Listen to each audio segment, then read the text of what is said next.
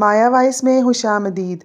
فاصلوں کو آپس میں اتنا نہ بڑھائیں کہ دروازے کھلے بھی ہوں لیکن آپ کو اجنبی بن کر دروازہ کھٹکھٹانا پڑے۔ اللہ کی دوستی اس آدمی کے دل میں نہیں ہوتی جس کو خلق سے ہمدردی نہیں ہوتی۔ عورت کی بدحلقی پر صبر کرنے والا انسان، اس کو ثواب حضرت ایوب کے صبر کے برابر جتنا ملتا ہے۔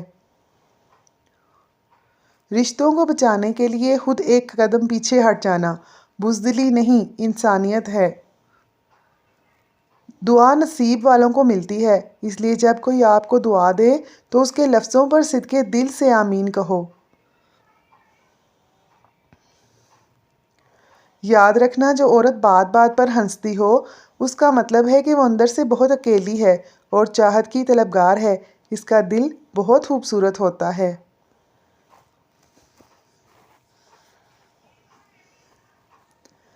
نمبر 1، اگر وہ آپ کی مرد کسی چیز پر توجہ نہیں دیتے جب تک کوئی ان کی قدر نہ کرے۔ اگر وہ واقعتاً آپ سے پیار کرتا ہے تو آپ کسی بھی ٹاپک پر بات کریں۔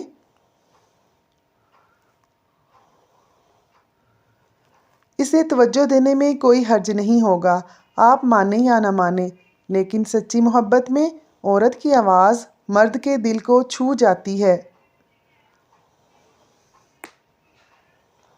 نمبر 2، آپ کو پانے کے لیے لڑائی میں اگر وہ سچ میں آپ سے پیار کرتا ہے تو اس کے لیے فاصلہ کی کوئی اہمیت نہیں ہوگی۔ وہ اپنی راہ میں آنے والی ہر رکاوٹ عبور کرے گا اور آپ کو پانے کی ہر ممکن کوشش کرے گا۔ نمبر 3، اپنی خوشیوں کی قربانی دیں۔ اگر وہ سچ میں آپ سے پیار کرتا ہے تو وہ آپ کی ضروریات کو مد نظر رکھے گا۔ اس میں کوئی شک نہیں کہ وہ آپ سے محبت کرتا ہے تو آپ کے لیے چھوٹی چھوٹی قربانیاں دینا اسے پریشان نہیں کرتا، بلکہ اسے اس بات کا احساس ہوتا ہے کہ آپ اس کے لیے اہم ہیں۔ نمبر 4، بہتری چاہیے۔ کبھی کبھی بحث محبت میں ایک اچھی علامت پائی جاتی ہے، مقصد کہ معاملات بہتر طریقے سے طے ہوں۔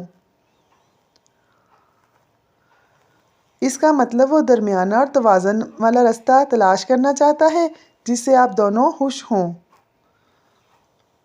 نمبر 5، آپ کو کھونے سے ڈرے۔ اگر کچھ سچ میں آپ سے محبت کرتا ہے تو مرد کمزور اور خوفزدہ ہونے کو پسند نہیں کرتے، اس لیے اگر وہ آپ سے واقعی ہی پیار کرتا ہوگا تو آپ کو کھونے سے ڈرے گا۔ آپ کی کامیابی کو اپنی کامیابی سمجھے۔